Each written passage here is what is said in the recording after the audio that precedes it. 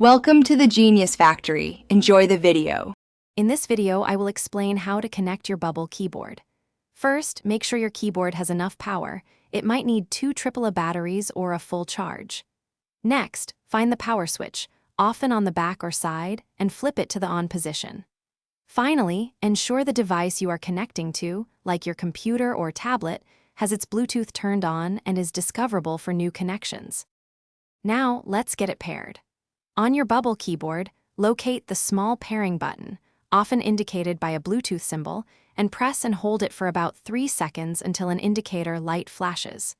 On your computer or tablet, open the Bluetooth settings and look for Bubble keyboard in the list of available devices. Simply click on it to complete the connection, and you should be ready to type. If you encounter any issues, don't worry. A quick restart of both your Bubble keyboard and the device you're connecting to often resolves minor glitches. Also, try to keep your keyboard within 10 meters of your device for the best wireless signal. If Bluetooth still isn't working, remember your keyboard likely comes with a small USB dongle. Simply plug it into an available USB port for an instant, stable connection. To keep your Bubble keyboard in top condition, remember a few simple tips. Gently wipe down the unique Bubble keys with a soft, damp cloth to keep them clean and responsive.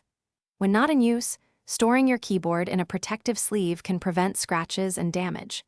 And of course, make sure to charge it regularly, perhaps once every 2 weeks with moderate use, to ensure it's always ready when you are.